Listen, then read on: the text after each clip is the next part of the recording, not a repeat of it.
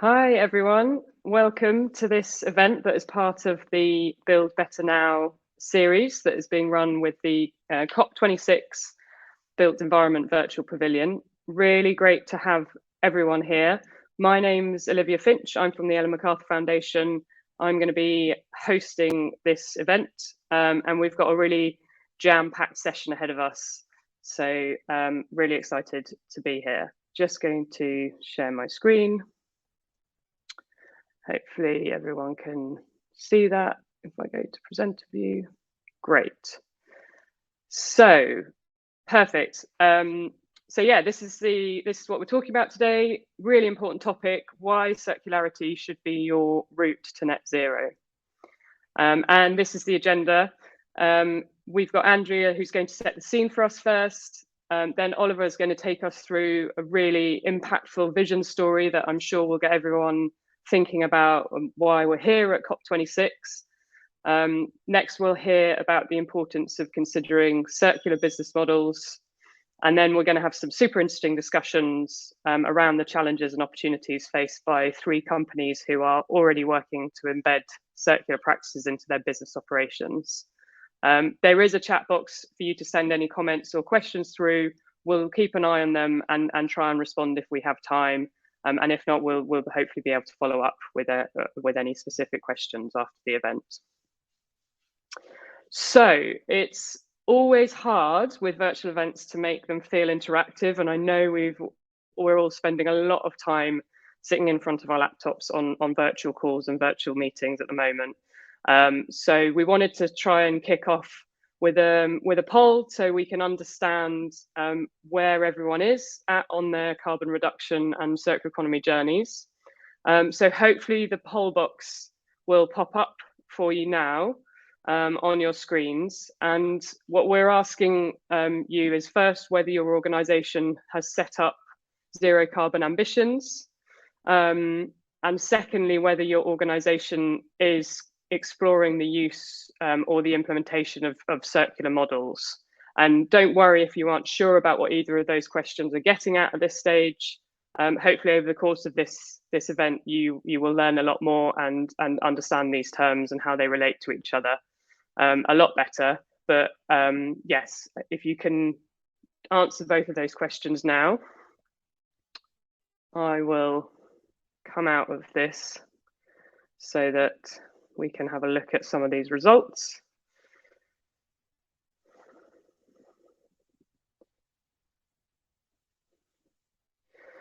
So hopefully everyone's had a chance to answer now, and we can just gather the poll results and have a look. Okay, interesting. So I'm going to publish these now to the audience.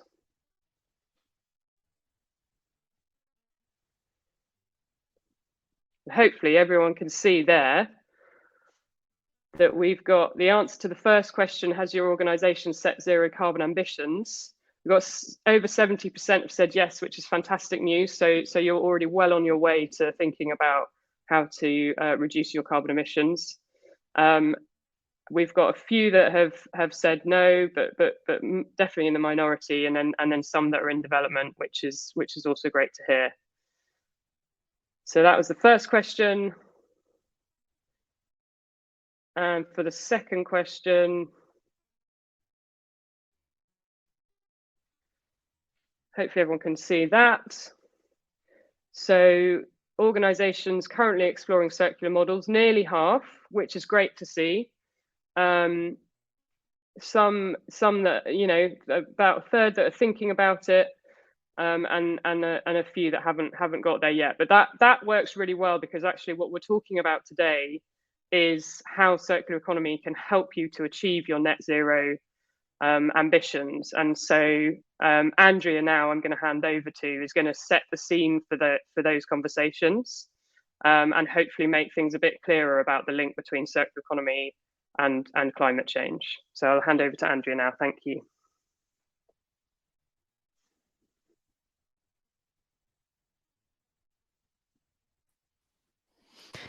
Thanks, Libby, and hello, everybody. I'll also just bring my slides up. Really great to see so many people have already set net zero targets, and it's my job to start convincing those of you, the 50% that haven't yet considered circularity, to incorporate that into those net zero targets. I am going to start off by sharing with you the World Green Building Council's net zero carbon buildings commitment. So for those of you who haven't seen this before, it's been published by the World Green Building Council and it was recently updated. So now it not only includes the operational emissions associated with the energy used in our buildings throughout their lifetime, it also now includes the embodied emissions associated with the use of materials and construction process throughout a building's life cycle. And for both of these elements, the commitment asks for these both parts to be net zero by 2030, and for a reduction first approach to be taken so that the actual emissions are minimised as much as possible before the residual emissions are compensated through offsetting. The incorporation of the embodied part of that commitment is really, really critical. The Ellen MacArthur Foundation's Completing the Picture report showed that only 55% of global emissions attributable to energy, such as the energy used for transportation and for our buildings.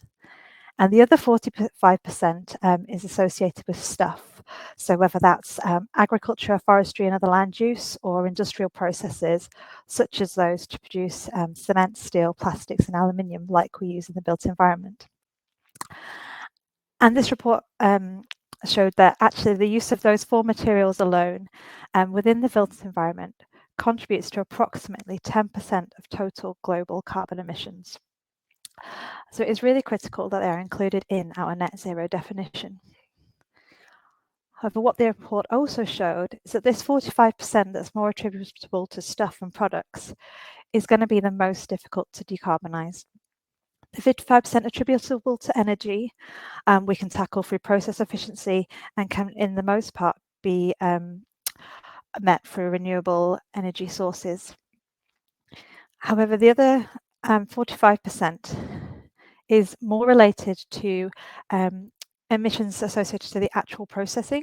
So, for example, carbon is released during the production of cement, or they are attributable to extremely high temperatures being required, such as that for melting steel, which are very difficult to achieve with a net zero carbon source. So if we're going to tackle this whole pie chart, including that 45%, we need a different solution. And the circular economy is part of that solution.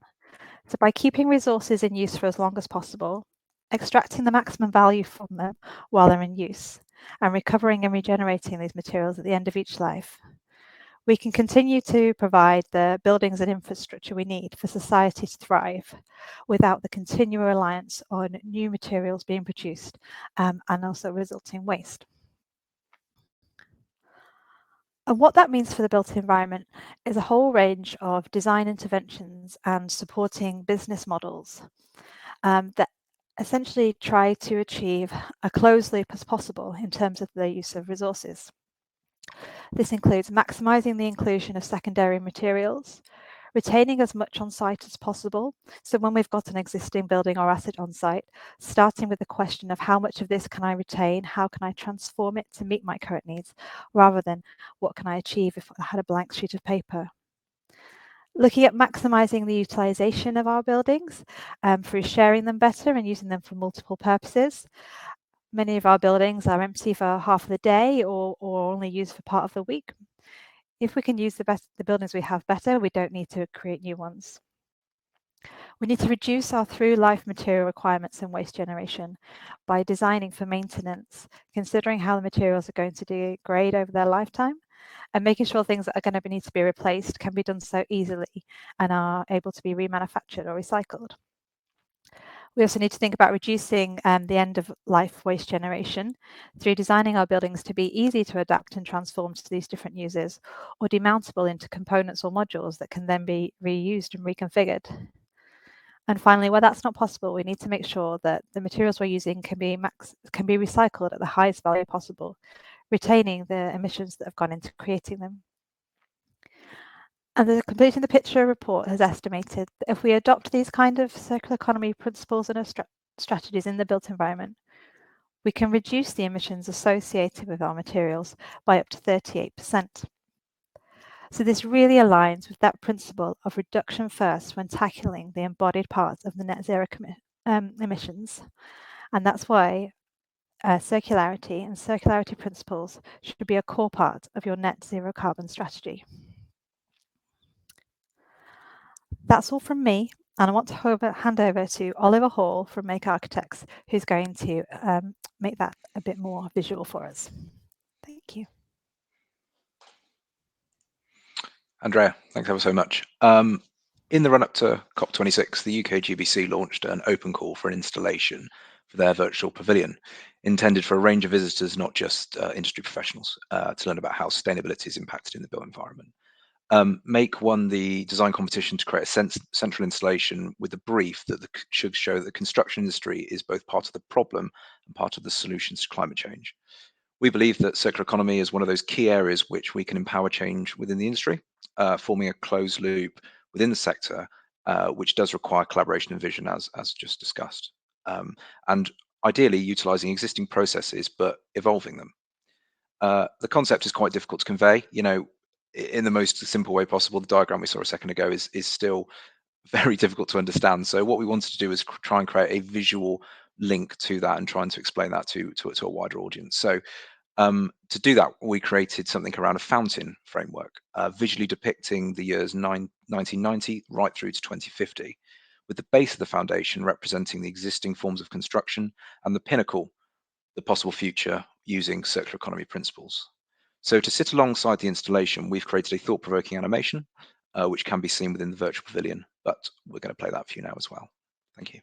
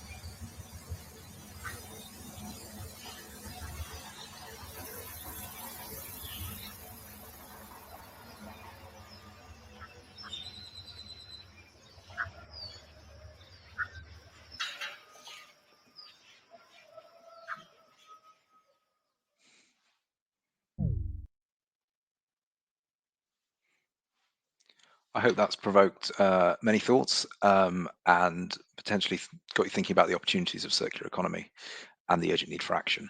The built environment has the tools and the knowledge to form the closed loop that we need. We just need to get on with it. And I would encourage you all to go and see the virtual pavilion in the full, to see the installation in its purest form and the 17 other exemplar projects which demonstrate that the built environment has solutions to this climate crisis. Thank you very much. Brilliant. Thank you so much, Oliver. I remember the first time I saw that video, it really gave me goosebumps, and I think it's a really great way of kind of bringing this a bit more to life and kind of having a bit of a vision of what a circular future could look like, also versus what a future looks like if we don't act now. So thanks. I think that was really really cool. Also, definitely putting me to shame with your background. I've in my defence, I'm staying at my brother's whilst I'm in Glasgow, so apologies for the drinks cabinet behind me, which is my not so professional background. But anyway, we'll move on now to Simon Crosby, who is a senior consultant at Arup, and we've been at the Ellen MacArthur Foundation. We've been working with Arup for a number of years now as part of a partnership, and we're looking at how circular business models can help to create opportunities for value creation, and Simon's going to start talking about that now. So thanks, Simon. Thank you, Livia. I'm just going to share my screen. Great. So hi, everyone. I'm Simon Crosby. I sit in the Business Investor Advisory team at Arup, and I'm honoured to present today Arup's work on circular business models at this very important and essential global conference. The circular business models which we discussed today stem from a report published by Arup in early 2020. The work was a thought piece with the aim of stimulating further work in this area, based on demonstrating at a high level there are benefits to adopting circular business models. If you find the presentation interesting and would like to find out more, the detailed report can be found on Arup's website titled Realising the Value of Circular Economy in Real Estate. So when we published this report, it kind of was formed on the basis of these 5 value loss drivers identified in real estate or the built environment. And as you can, so as you can see that I've got the little boxes for each one of them, and we go through it as underutilized space, buildings demolished prematurely, vacant land, depreciated building materials, and underperforming components.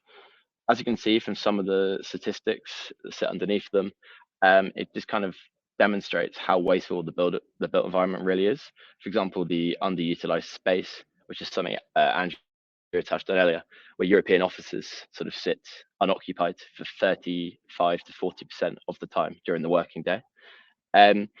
So in response to these areas of value loss, Arup identified 5 circular economy business models, which could provide a solution, but also emphasize there is value in doing things in a circular manner. And I'm going to talk through them now in turn.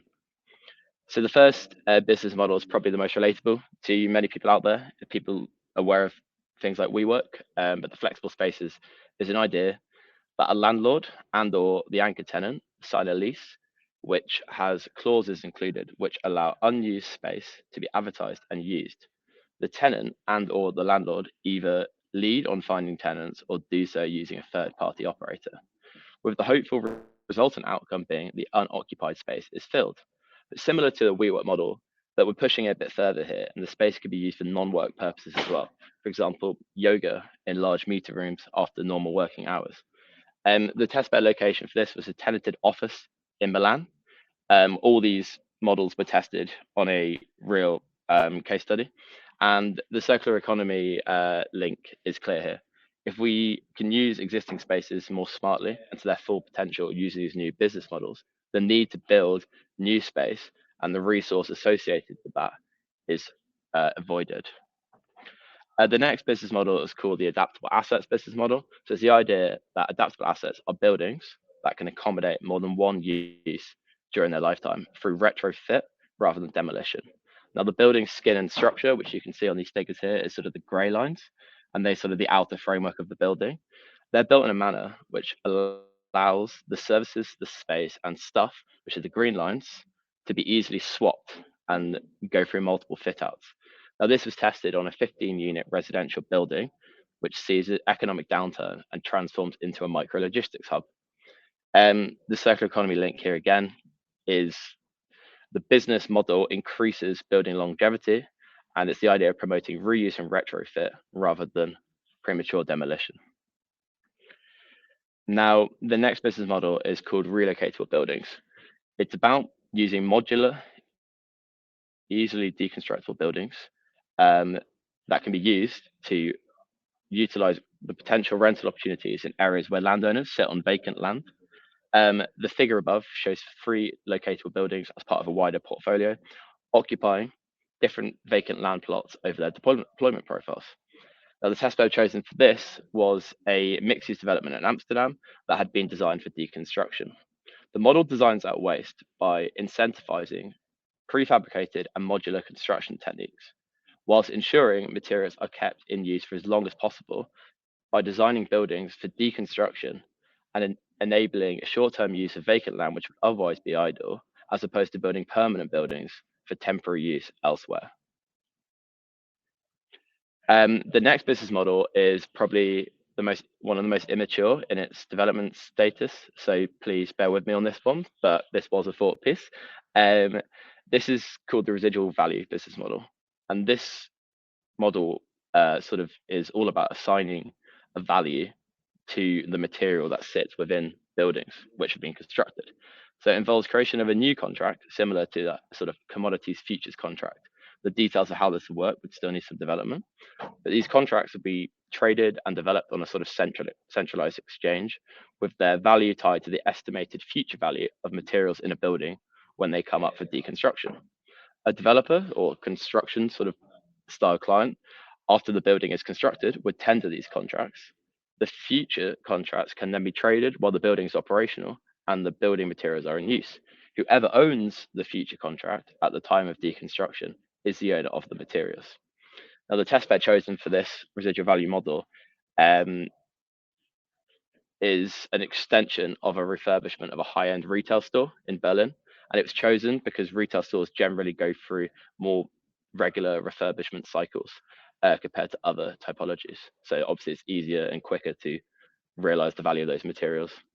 The link to circular economy is clear. Assigning a residual value to materials encourages the reuse of those materials, which would otherwise go to waste. Now, moving on to our final business model, which again is probably a little bit relatable to some of the business models out there currently.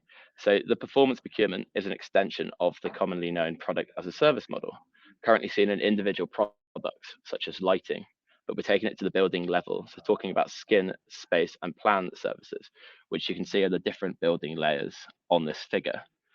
Under this model, rather than buying products from suppliers through capital budgets, construction clients and tenants buy subscriptions for services provided by those products through operational budgets. Now, the model is circular in the sense that it incentivizes service providers to create high performance systems that last. And because the ownership typically sits with the manufacturer, it's in their incentive to make sure when they build them, they're deconstructible, reusable, or recyclable, so they can be taken back after use and remanufactured. The testbed chosen for this was a 150 unit build to rent development in London. Build to rent lends itself well to this type of model, as provision of more reliable and streamlined services for tenants can be a source of competitive advantage over buy to let.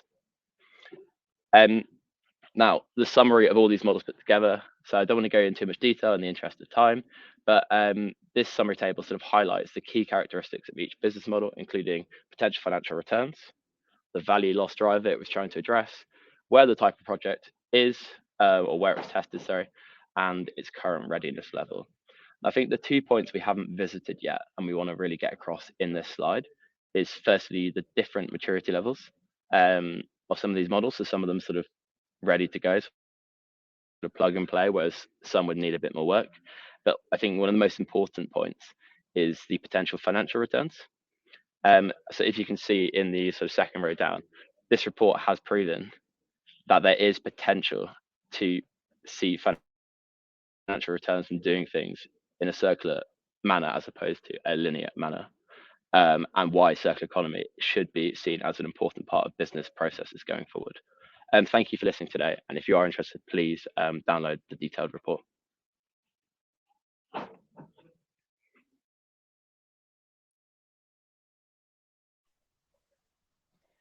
Brilliant. Thank you. Thanks so much, Simon. I think it's really important that research like this highlights how real estate professionals can start to reimagine the use of space and the use of services and new business models that will start to not only capture that kind of lost value, but also make sure that our built environment assets are becoming more circular and therefore less carbon intensive. So I think we've a bit of a roller coaster ride today, but we've set ourselves up for a super interesting panel discussion now. So if I can ask our panelists to join me on the screen here. Really excited to introduce 3 panelists. We've got Steve Gilchrist, who is a project director in the development at Grosvenor Britain Ireland. We have Delphine Gauthier, who is head of interiors at the retail brand COS, and John Brown, an architect at Page Park Architects. So welcome the 3 of you. Thanks so much for joining us. What we're going to do is hear some initial thoughts from each of you about this topic of how your organizations are starting to think about embedding circularity and how that might be contributing to your net zero story. And then we'll open it up into a group discussion, which I can't wait for, because I think there's going to be some really rich topics of conversation within this group. John, I'm going to come to you first, if that's okay. It'd be great to hear how your architecture firm is starting to embed circular practices and reduce sort of carbon emissions as a result. Yeah, no problem at all. I'm going to start by sharing some pictures. Pictures supposedly speak 1,000 words, so it'll help me be efficient in my introduction. Really, we are coming to this having won a Zero Waste Scotland award for the recent completion of one of our projects at Edinburgh Printmakers. Now, hopefully you will start to see pictures on screen shortly.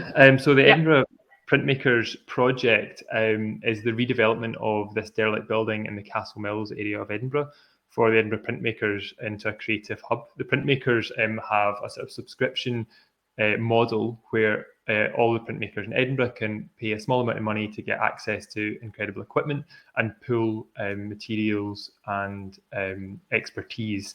And this new hub was really encouraged by the council to reuse this important heritage asset. It's a C-listed building, which is really the lowest category of listing in Scotland. And really, it was on the brink of demolition. As you can see, it's a pretty poor state when it was found. Again, internally, also a pretty poor state with lots of rot and water ingress. Now, as a practice, we have always been conservation focused, and we're realizing that that is a really powerful part of our push towards becoming net zero sort of in everything we do. Is really pushing as far as we can with our agenda of sustainable reuse of existing buildings. And really we see a picture like this and think about how we can celebrate the materials that are still there. So this is a photograph of the building in completion in 2019. As you can see, it scrubs up well to make a really sort of fantastic contribution to the urban environment. And this is a big area of redevelopment. So it's one of the only heritage assets in the area that acts as a sort of anchor point in the community. So with careful conservation, we retained all of the existing windows and all of the existing brickwork and reused most of the slating material as well to bring this to life.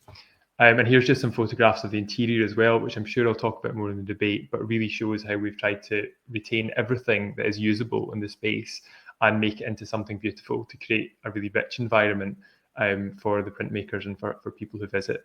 So I'll stop sharing. Hopefully I've kind of not talked too much at the start, but hopefully I can bring some of our experience of working with existing buildings into the debate. That's great. Thanks. Thanks for that. Yeah, definitely. What we've had a question through from the audience about when we should consider retention versus demolition of existing buildings. So I think that's very timely from you there, John. Thank you. We'll move on. I'd like to bring in some thoughts around now the internal fit out of buildings, because I think the changing needs of the internal environment of buildings can really affect the embedded carbon associated with the lifetime of that building as well.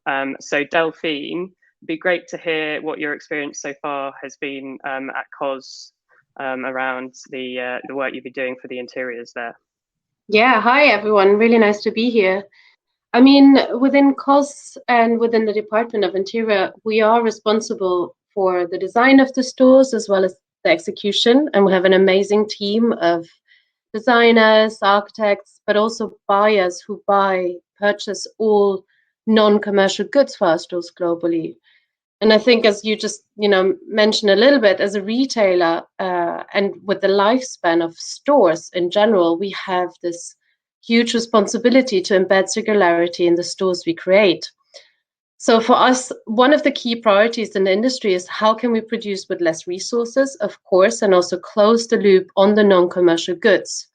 So to achieve this, we've been focusing a little bit around the areas of how do we not lose our assets, how can we maximize the use of the material we actually own, and how can we also stay on top of what we have. So we've been working really closely with the partners globally and our suppliers to introduce measurement tools for the non-commercial goods, as well as introducing design principles from the start, and as well as changing the processes on how we purchase to work towards a circular way. Right now, we cannot fully measure the exact carbon footprint of our stores, but we're building a picture of that through constant innovation and testing and changing the purchasing methods towards circularity.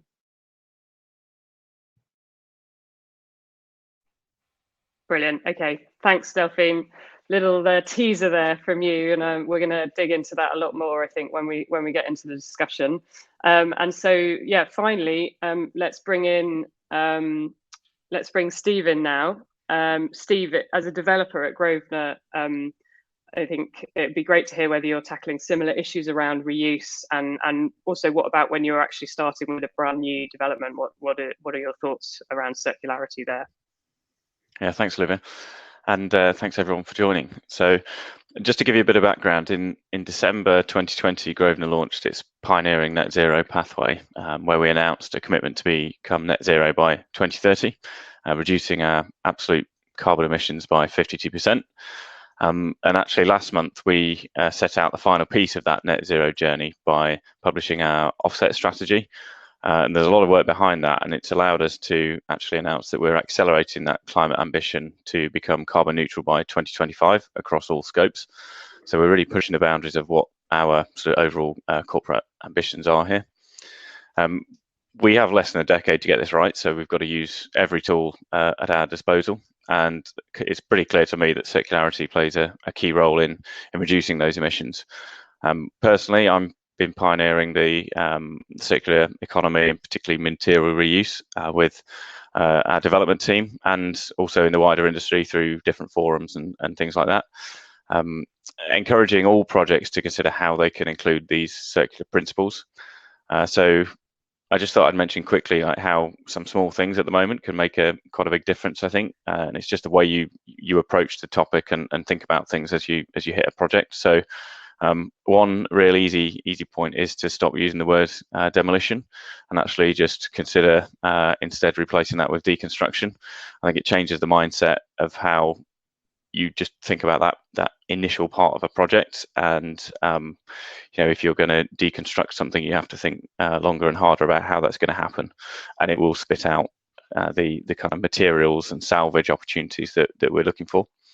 And also on the other side of things, at the end of a project, be clear with your team and the design team about how to consider how designs can be disassembled, how buildings will be disassembled in the future, and some of the easy sort of do's and don'ts, like not using composites. We need to kind of break out of the situation we're in at the moment, where buildings that we are looking at are have not been put together to be taken apart, and that's a challenge we face as an industry. And then just finally to say, if you do want to see what we've been up to, then we've put some resources on a website and you can sign up to a mailing list. We're trying to connect different people who need or want materials. So have a look at grosvenor.com/material reuse. Brilliant.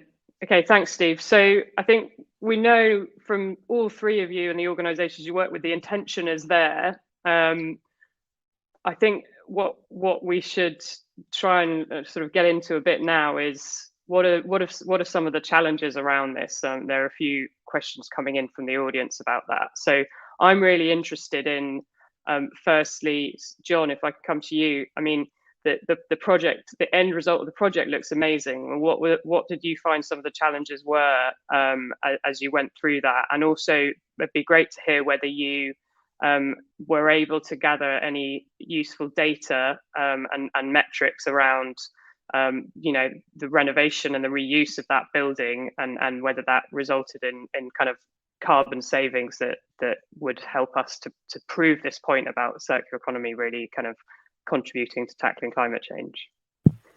Yeah, of course. So I'll start off with your first part about barriers. So we had a really sort of enlightened client who was really receptive to our principles of reusing and things like, we found some glazed bricks in the cellar and we said, great, let's make the cafe counter from them because, they're a beautiful part of the story and really there's probably a saving there. But it's the complexity of getting the contractor on board and the client on board. So they're often, as we find with lots of kind of creative or community clients we work with, they're very receptive, but they also have to control the purse strings. So as an example, we found a timber arch that was supporting plasterwork. The plasterwork was rotten, so it had to come down. And we didn't realize that arch was there, but it was in good condition. And we said, let's reuse that rather than create a whole new structure, because there's already a structure there that's been very carefully made, 120 years ago. But it was going to cost about £5,000 extra. So the architect who ran the project on site had to really go to the client and say, look, we should spend this £5,000 because this material's in good condition. It's wasteful to get rid of it. There's also just a lovely story behind it. But we're making quite an abstract argument in that case, really, that we should do it, because really the client's saying, well, why would I spend £5,000 extra? And partly that's the contractor saying, making it more expensive because it's easier for them to rip it out and make a new one. So these are really small examples kind of relevant to heritage buildings, and often we have the argument of the significance of the existing fabric in our favour in construction, heritage construction, which is different in sort of new build or even just reuse of an unlisted building. So there are barriers, and usually it's cost. How do we make the argument to retain material when it's more expensive? That's one thing. On the metrics side of it, simply the answer is no. We haven't carried out embodied carbon calculations.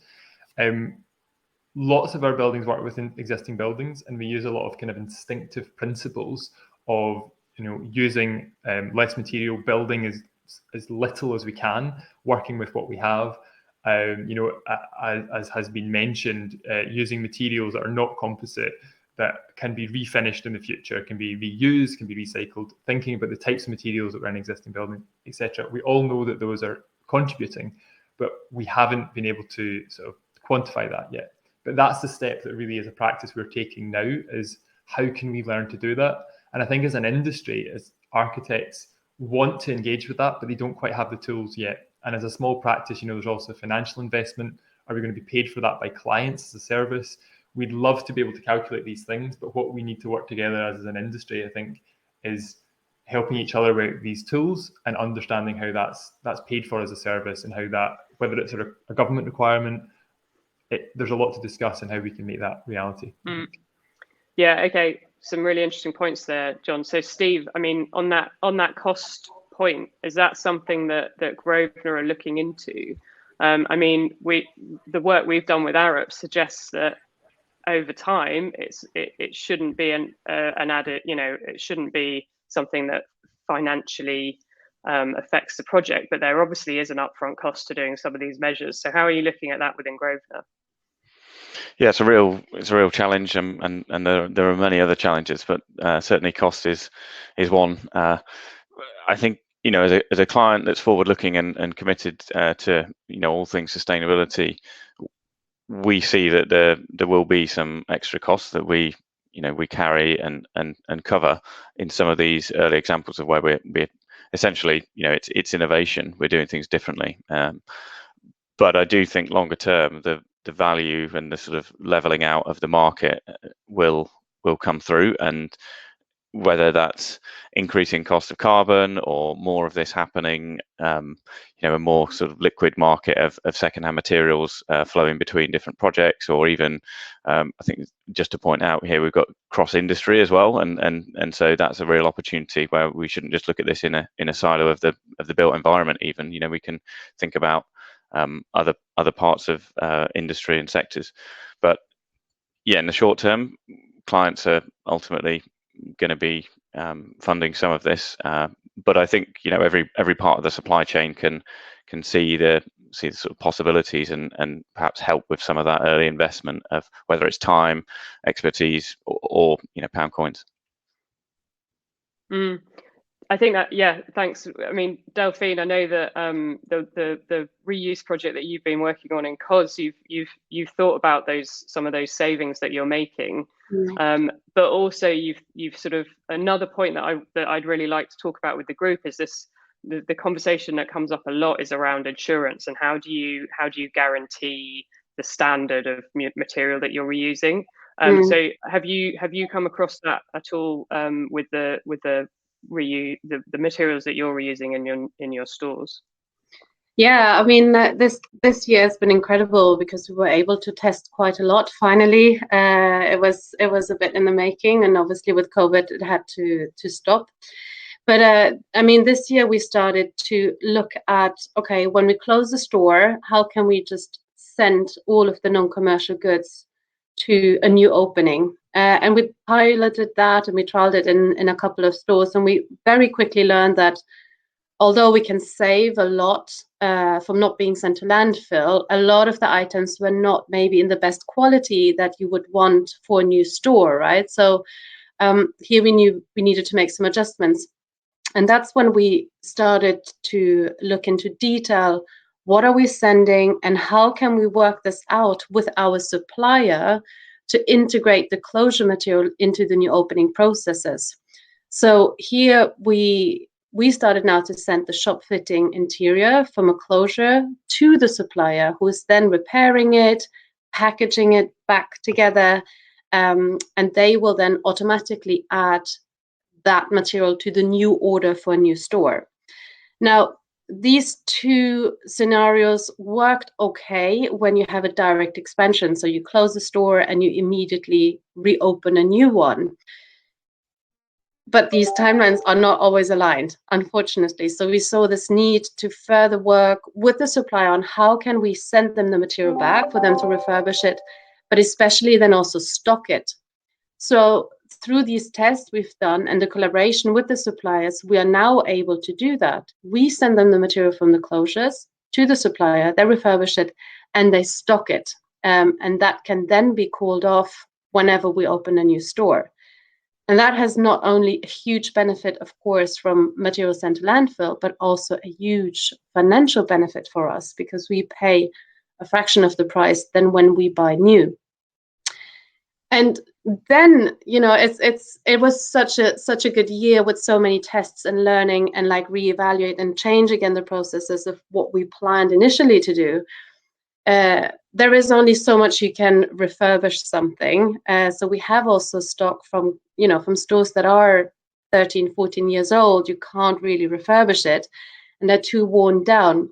So here we found a new supplier and a new collaboration. They can now take our shop fitting and use it as feedstock for new material. We committed to not have any new concrete in our new stores coming up from 2022, but we have quite a large portfolio that needs, to be updated or fixed, or maybe you do an extension where you need the same material, but you said you're not going to produce it new. So here we're able to do that with our old waste, which is fantastic. In the last test store we've done in this way, the team managed to reuse 82% of the non-commercial goods. So you can imagine roughly how big also that impacts the overall investment. And I think it's so interesting what you were saying with those upfront costs, because we have them too. And we needed to really work and onboard the controllers in the company of painting that bigger picture. It's not just one store that you're investing in. It is really in the whole portfolio and then closing that loop. And we had one example. Because one part is how do you build the new stores, right? And how do you work with your suppliers? And also they suddenly understand that huge benefit it is for them to close the loop and like make sure you continuously have this business. But we also need to work internally. So how can we educate our teams on how to use non-commercial goods and the importance of it?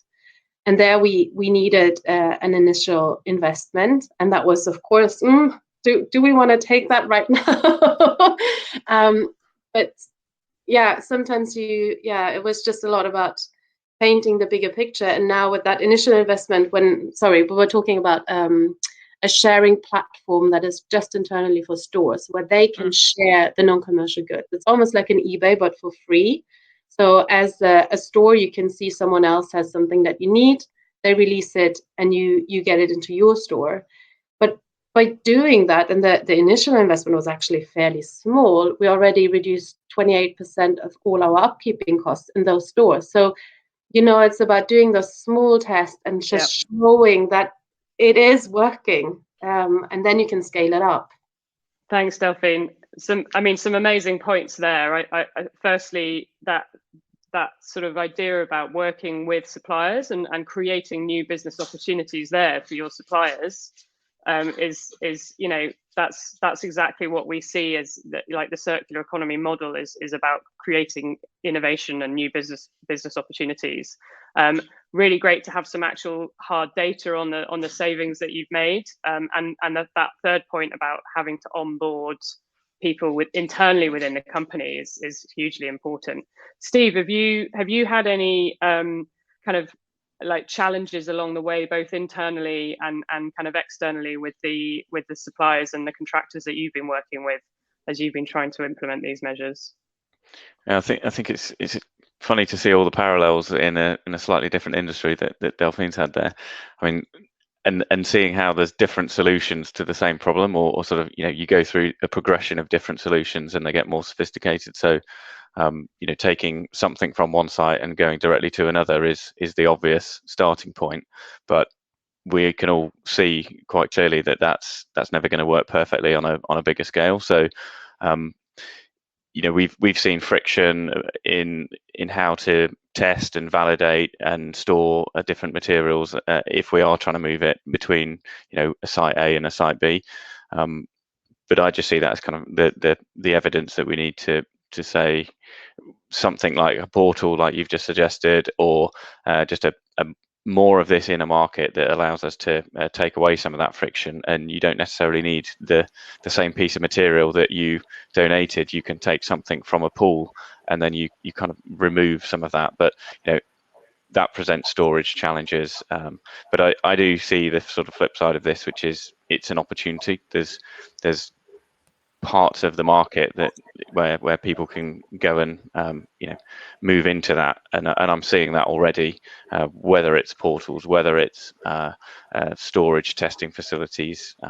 These things are happening because people see that this is what we want to do, but we haven't quite got there yet.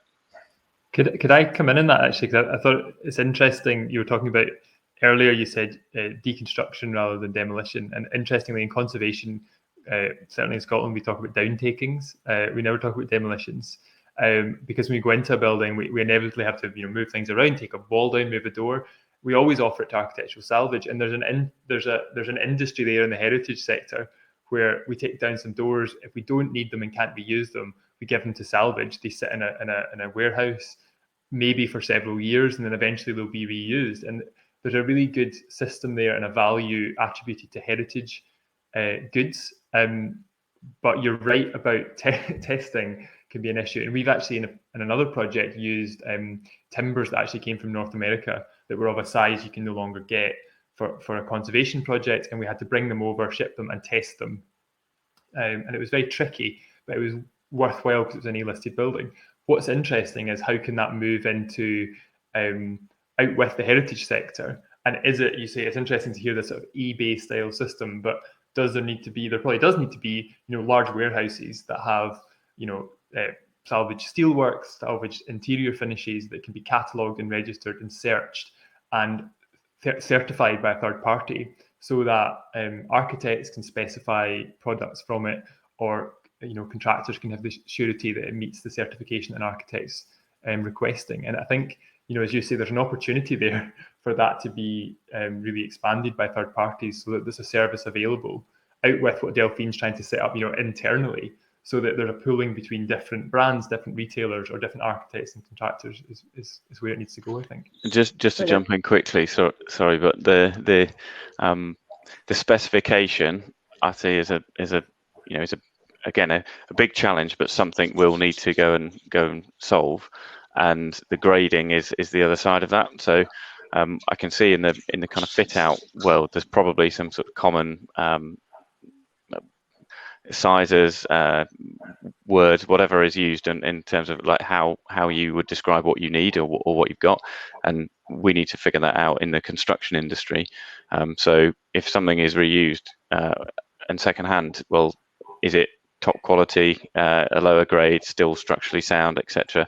And so we need to be able to grade and test and give these kind of certifications, but we also need to be able to, as architectural designers, specify what we want. So we might not need new, we need reused and prime piece of steel or something, versus one that's a bit battered but still structurally sound. So there's a whole other piece there, and that links onto procurement and sort of those sorts of things. But sorry, Olivia, I'll hand back to you. Yeah, thanks. So, I mean, as always with these things, we are running out of time, sadly, and we've had some questions through from the audience. One of the comments that were coming up is to do with kind of policy and regulations, and whether those are, able to enable what we're trying to achieve, or whether they're currently acting as barriers. We won't have a chance to go into that, but maybe if any of the panelists get an opportunity to reply to those questions in the chat, that would be excellent. Really rich discussion, as I knew it would be. I think it's fantastic to hear from organisations that are actually trying to tackle these issues on the ground. We can see that it is happening, it is possible.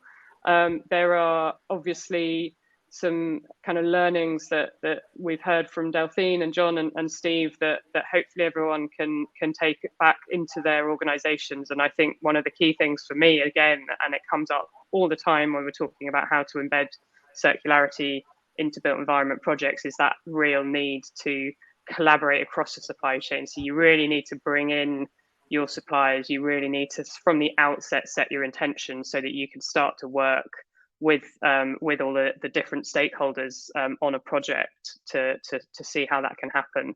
But that point about setting the intention and getting your internal buy-in to do so is really key. So thanks so much for that.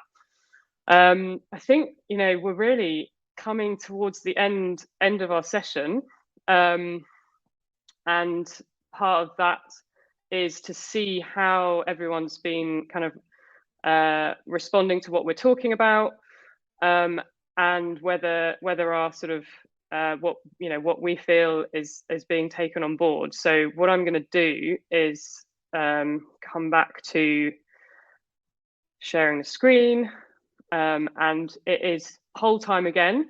Very exciting. We wanted to take a bit of a temperature check now from everyone in the audience to see if what we've talked about has resonated. So we've got two more poll questions here that hopefully Andrea will sort of start setting up on your screen now.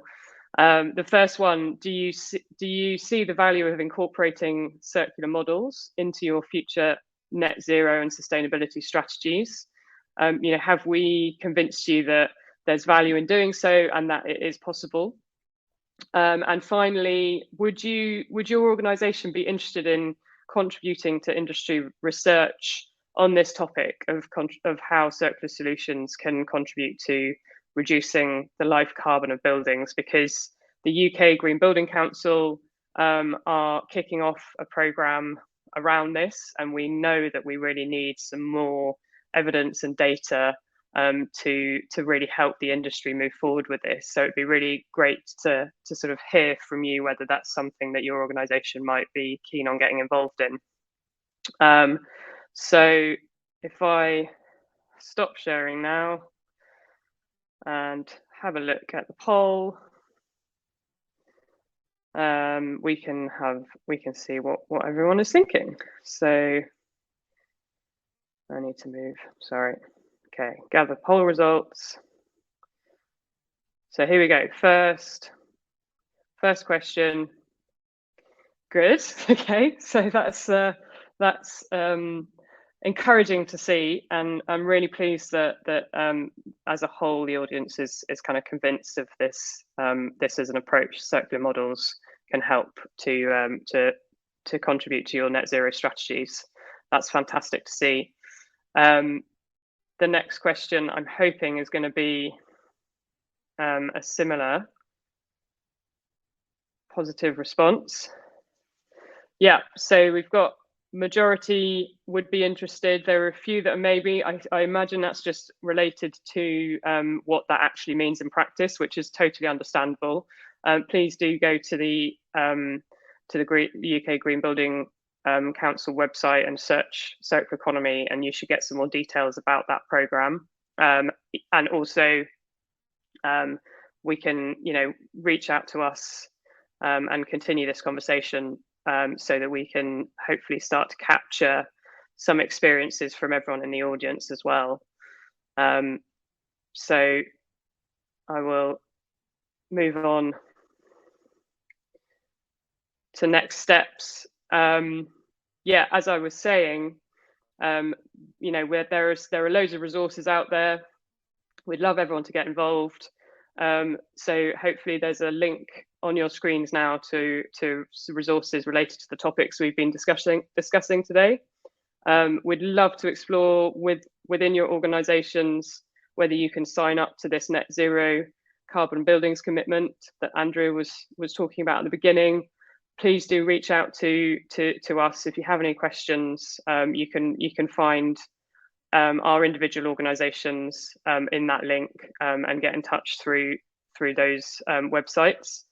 And also, please do keep engaging with the COP26 Built Environment Virtual Exhibition. It is a really amazing exhibition if you haven't already seen it. There's loads of great case studies in there, real tangible examples, and that's really what we need now as an industry to keep moving this forwards. And finally, just to highlight again within the Build Better Now website, if you agree that real meaningful change must take place at every level of society, so individual citizens, communities, businesses, cities and governments, we really need everyone to add their voice to this movement. So please do sign up to the Build Better Now commitments. Join us in our mission to tackle the climate and the ecological crisis. And as I said, you'll find this under the Build Better Now website under the Act Now tab. So I think that's us at time, really. Thank you so much, everyone, for joining. Sorry that we couldn't cover everyone's questions, but please do reach out. And it was great to see everyone's interest in the topics. And thanks very much. Let's keep moving forward. Cheers. Bye-bye.